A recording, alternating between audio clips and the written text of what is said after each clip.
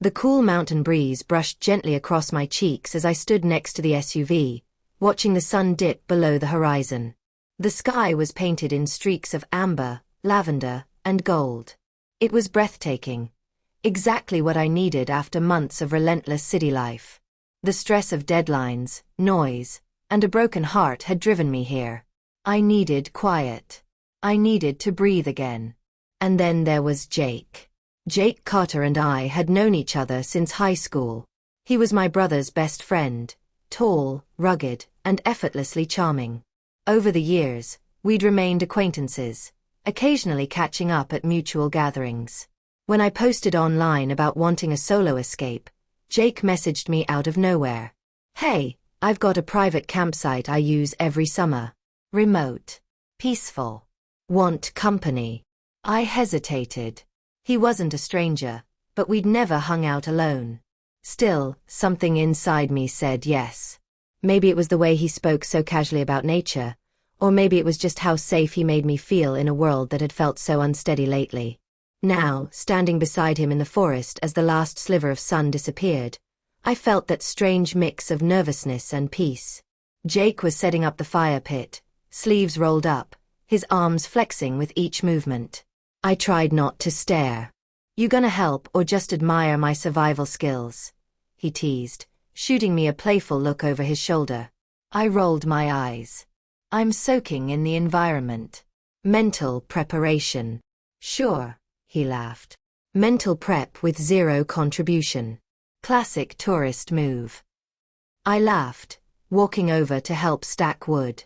We worked together in silence for a while, the only sounds being the occasional crackle of twigs and the rustle of wind through trees. I could feel the tension slowly melting from my shoulders. Later, as the fire roared and cast flickering shadows across Jake's face, we sat on opposite logs with mugs of cocoa in hand. The stars were out now, countless and infinite. "You ever regret not getting away more often?" I asked, staring upward. Jake nodded. "All the time.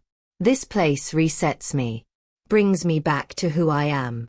I admired that about him. His simplicity, his grounded nature. Unlike others who always chased something, Jake seemed content where he was. That kind of stillness was magnetic. "I needed this," I whispered. "After everything." He didn't pry. Just looked at me and offered a quiet, "I know." We stayed up late, sharing old stories, laughing until my sides hurt.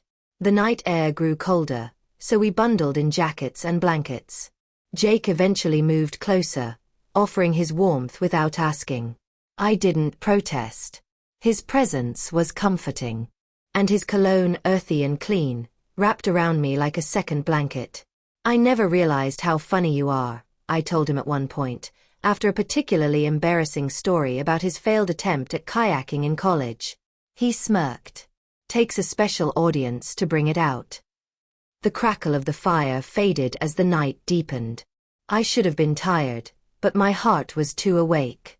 His closeness made me alert in a different way. We were still talking when the fire turned to embers. "Should we turn in?" I finally asked, voice low. He looked at me, a long pause between us. "You tired?" "Not really," I admitted. "Just relaxed. In a good way."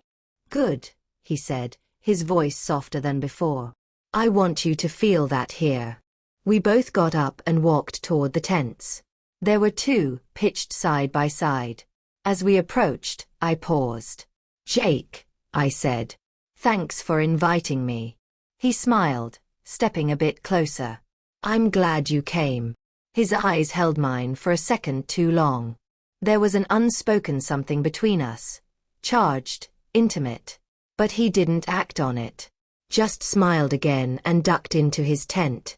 Inside mine, I lay on the sleeping bag, unable to shake the thoughts running wild through my head. The way he looked at me. The safety I felt. The excitement I couldn't ignore. Nature had a funny way of stripping down pretense. Here, under the stars, things felt more real. Morning came with the chirping of birds and golden sunlight seeping through my tent. I stepped out, stretching, only to find Jake already up, shirtless, making coffee. I nearly tripped over a log trying not to stare. "Morning," he greeted, handing me a mug. "Morning," I said, my voice a little scratchy from sleep. We spent the day hiking, climbing rocks, and exploring hidden trails. Jake led the way like he'd been born in the woods, always offering a hand or a steady shoulder when I slipped. There were moments, quick glances, fleeting touches, that made my skin tingle.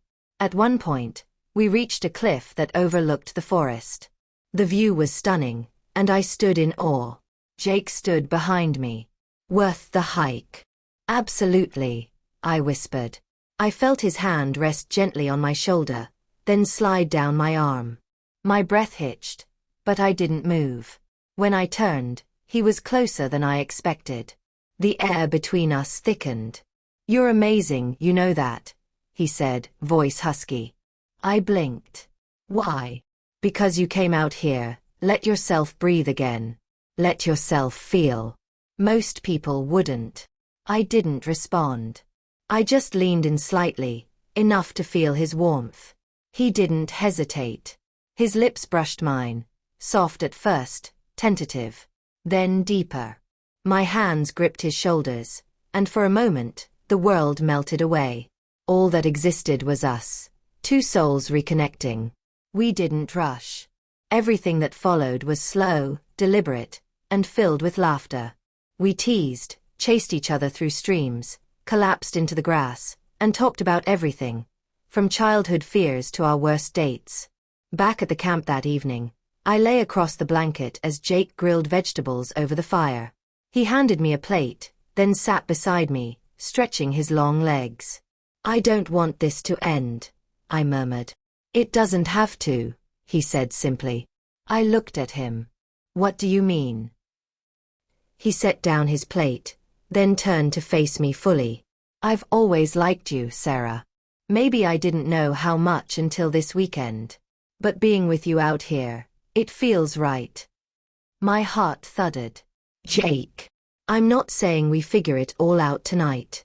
But if you want to see where this goes, beyond the trees and stars, I'm all in." It was overwhelming in the best way. I nodded, unable to speak at first. Then I reached for his hand and squeezed. "I'd like that." That night was different. He held me as we lay under the open sky, wrapped in sleeping bags and each other. His voice was the last thing I heard, whispering promises and sweet nothings as sleep claimed me. Over the next day, he made it his mission to exhaust me, in the most wonderful ways. We hiked longer trails, climbed steeper hills, and laughed more than I thought possible. Every time I said I needed a break, he teased me, pushed me gently to keep going. "I thought you wanted adventure," he'd smirk. "I didn't sign up for boot camp," I'd laugh back. But the truth was, I loved every minute. I felt alive again, strong, feminine, wanted. He challenged me physically and emotionally. He didn't just flirt, he connected. He paid attention. He made me feel like the only woman in the world. By the end of our trip, I was exhausted, in the best sense. My muscles ached, my skin was sun-kissed, my heart full. As we packed up to leave, Jake wrapped his arms around me from behind. "You okay?" he asked. "Better than okay," I said. "I feel like myself again." He kissed the top of my head. Then this trip was a success. We drove back in silence for part of the ride, hands intertwined between us.